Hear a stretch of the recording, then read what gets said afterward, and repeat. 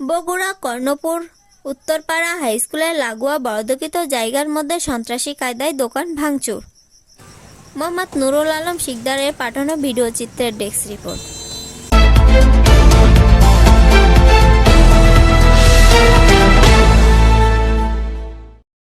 Mohammad Jilkot Khandakar 54, Karnapur school বাজার committee থেকে 99 বছরের জন্য ভাড়া নিয়ে দোকান করে আসছিল প্রায় 30 বছর। গত 8-10-2024 ইংরেজ সকাল 11টার সময় হঠাৎ কিছু সন্ত্রাসী এসে জিলকত খন্দকারের কাছ থেকে চাঁদা দাবি করে। চাঁদা দিতে অপারগতা স্বীকার করলে 20 থেকে 25 জন সন্ত্রাসী দেশীয় ধারালো অস্ত্র নিয়ে এসে জিম্মি করে দোকানটি ভাঙচুর করে ফেলেছে বলে জানা গেছে।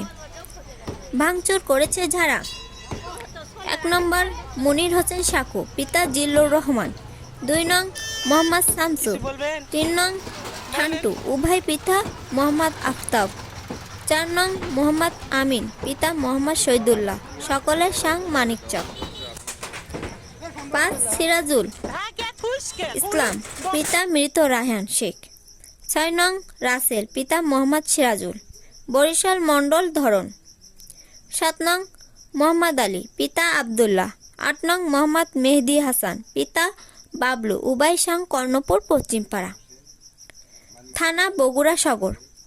আরও অজ্ঞাত 10 থেকে 12 জন আছে বলে অভিযোগকারী জানান।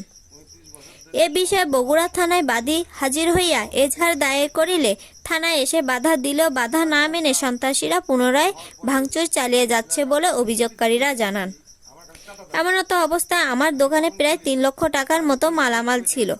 সবকিছু সন্ত্রাসীরা ছিনিয়ে নিয়ে যায় এবং ক্যাশে 80,000 নগদ টাকা ছিল, ওই টাকাও নিয়ে যায় সন্ত্রাসীরা। টাকা দেবে 2-1 দিন করতে করতে, যেদিন আমি না দেই, আমার ওখানে দইয়ের দোকান আছে, আমার ওখানে পান সিগারেটের দোকান আছে, মুদিখানার, আমি ওখানে ব্যবসা করি। আর আমি একটা গোয়াল গরু কেনার জন্য আমার জামাই আমাকে 80,000 টাকা দিছে, আমি একটা গাই কিনবো, ওখানে ওই দুধ দিয়ে আমি দই তৈরি করব।